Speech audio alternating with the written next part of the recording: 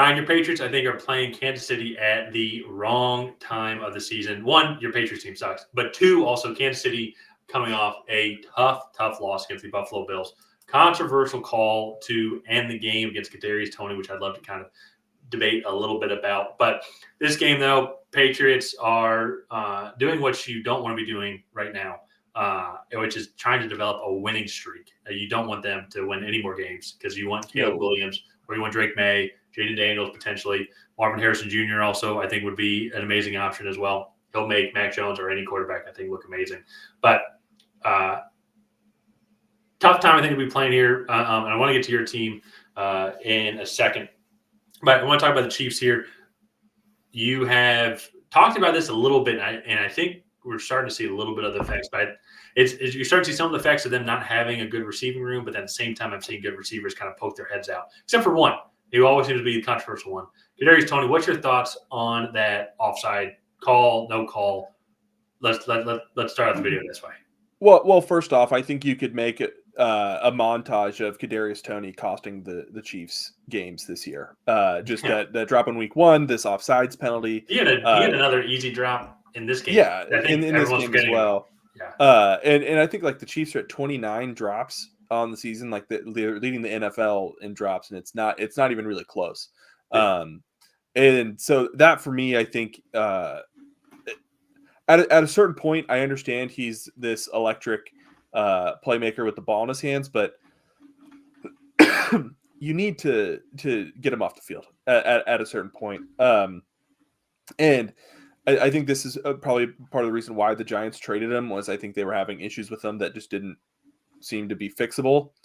And it's going to be interesting to see what they do. This receiving core is not good. This could be a controversial opinion, but I think Travis Kelce's 35 now. Does he look slower to you on the field? Like I'm sure, but it's not like he was never a blazer, anyways. but there's a certain aspect. I won't think with that. But if he loses a step, it's like we're recording this right now during the Miami Dolphins Tennessee Titans game. If Travis Kelce loses a step, like that's not his game.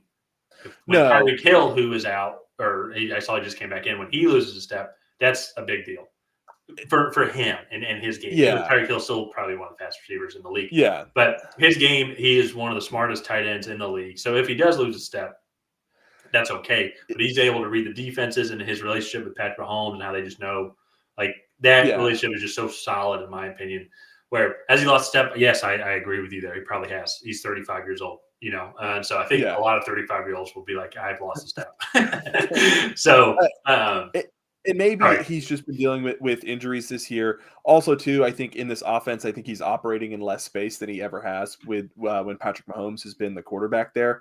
So it's kind of interesting to watch. And again, he's still the best receiving tight end in the league. And so it's going to be interesting to watch this Chiefs offense, especially too. Bill Belichick is going to be throwing some curveballs at Patrick Mahomes and these receivers. A young receiving group too, I think, is going to be a little bit more susceptible to maybe some tricks. But with that being said, the Patriots are outside the top 10 in passing defense. They don't really have anybody that really threatens offenses in the secondary, really, or even just kind of overall. I think they just have a good collection of players that play really good assignment football. And so I think the Chiefs, Patrick Mahomes, should be able to kind of dice up this defense, especially in the second half after they're able to make some adjustments. And the Patriots, their game plan is their cards are out on the table. So it'll be interesting to see. I'm looking forward to this one. To talk a little bit more about the Patriots, I'm disappointed that they won that Thursday night game, but it was kind of exciting to see some semblance of real football come out of New England this year. They just have looked so bad all year, and it was nice to see a quarterback completing throws into tight windows, and I think they got a little conservative there in the second half just because they knew that Mitch Trubisky and that Steelers offense was unable to really do much against this defense. So that's kind of my take there. They're still the sole possession of the second overall pick. However, that is subject to change depending on how everybody else does throughout the rest of the year because their strength of schedule, which is the tiebreaker between them and the Arizona Cardinals right now, changes. So, yeah.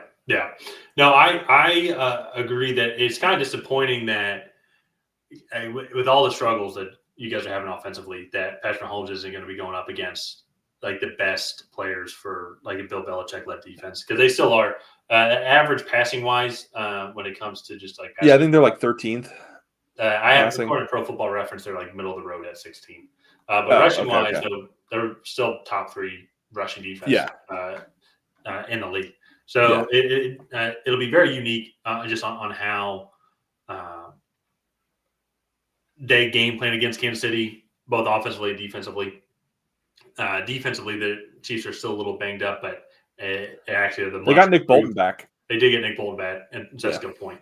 But they are much improved compared to what they've been in previous years, which is scary too, because everybody says this, but once the Chiefs receivers start to pick up the pace a little bit, start to understand, and they add better weapons in there. But with the Chiefs, I agree. I hate to put it all on one player, but it just seems like week in and week out, just kind of these bonehead decisions by Tony. Like, feel for the guy, but at the same time, though, it's like that's your job. And we were talking about it before. It's like he didn't check to see. No, he did. He checked with the ref. Yeah, he checked. There's a clip of it from the sideline. He checked, pointed at the ref, and then looks downfield, and then the snap goes. And they throw the flag. Even then, though, it's and I apologize.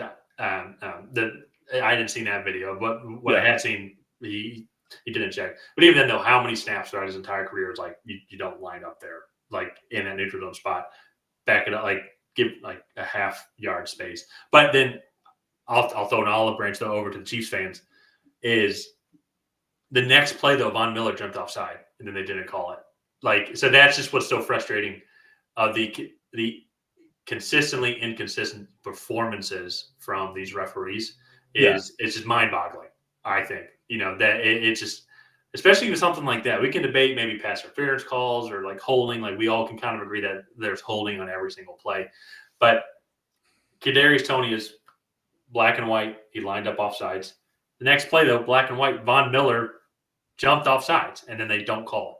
And even then too, I saw something. I think it's in this game right now. Jalen Waddle looked like he lined up once again in the neutral zone in this game, and they didn't call it. Like, it's just inconsistent. And honestly, even then too, I think it's the first time I think I've ever seen a receiver line up in the neutral zone. So I don't know if it's that big of a bonehead thing, or if it's happened so many times and then for some reason they randomly called it in this one instance. Well, so my thing is, it's not like a defensive player where like he gets an advantage in lining up in the neutral zone. Like his foot is in the neutral zone. It's not. No, and that's my point. He's this far away from being onside. And like, for me, how big of an impact does making that call really have on the game? Or like, how big of an impact does him being this far into the neutral zone like really have on the game when like he's not lined up on anybody? No one's really like around him. He's coming out of the slot. Like, whoop-de-doo, he's getting that big of a head start. That's kind of my thing. And then especially, like, I know this is after the fact, but like how spectacular of a play that was, I think makes this that much worse on the referee, even though like he throws the flag 6 seconds, 7 seconds before any of that even happens. I'm in of the camp. If the rule's a rule, then you have to throw the flag. Doesn't matter the time of the game. Dude lined up in the neutral zone. That's an offsides. Like that's an offsides.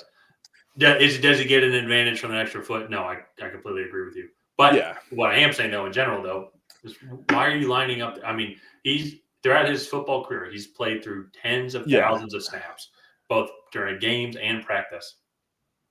Like that doesn't come up. And now, to be fair though, if he checked and then the ref, like said he was good, and then all of a sudden then he doesn't, I don't get that either. I don't get why the ref would throw that flag, or maybe there was a confusion. But even then, though, too, why are you even giving the ref the opportunity to call? On a But side note, I felt that the officiating throughout the game was not good.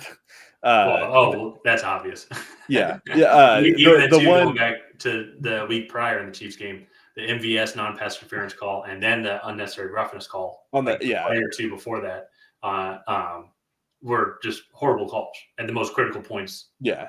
Of the game. The other one that was egregiously bad, in my opinion, is the Stephon Diggs should have been offensive pass interference on L'Jarius Sneed.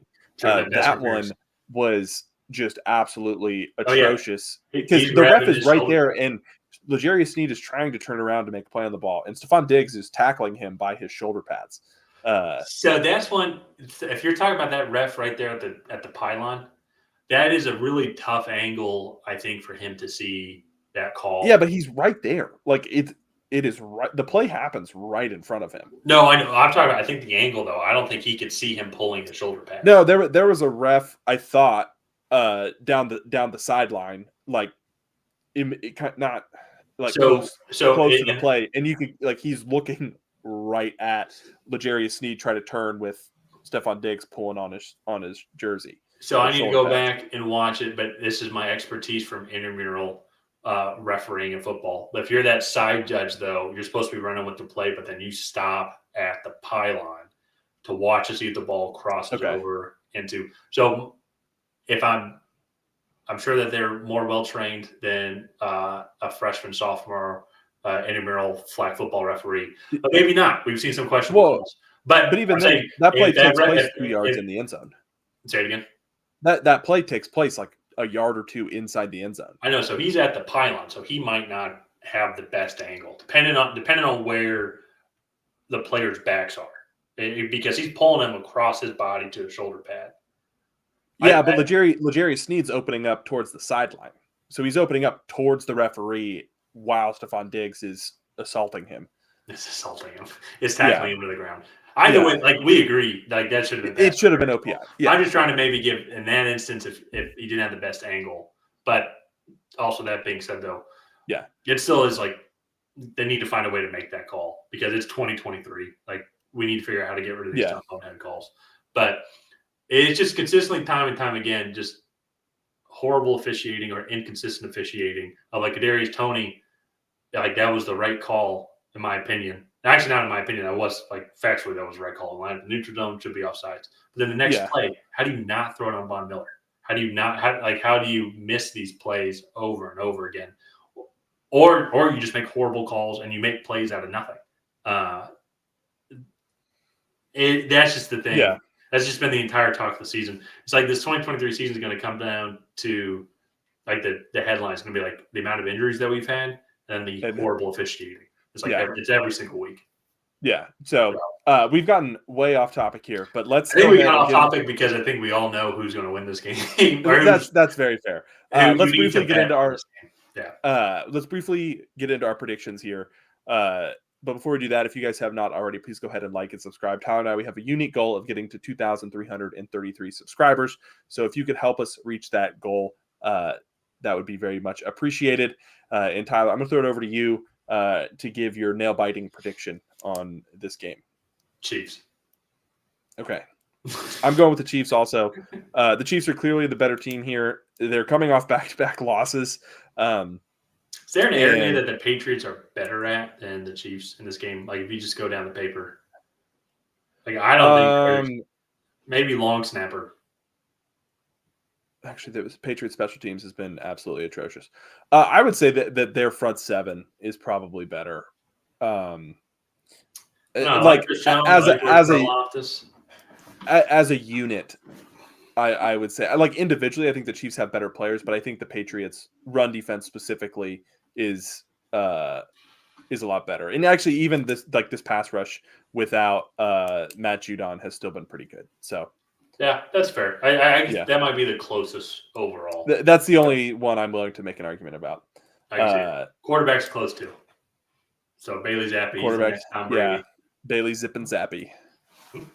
So Zipping into touchdowns. Okay. we're both taking the Chiefs here. Let's go ahead and wrap this video up. If you guys have not already, again, please go ahead and subscribe and help Tyler and I reach that goal of getting to 2,333 subscribers, which would put us at 2,000 subscribers in a calendar year. If you could help us reach that goal, that would be very much appreciated.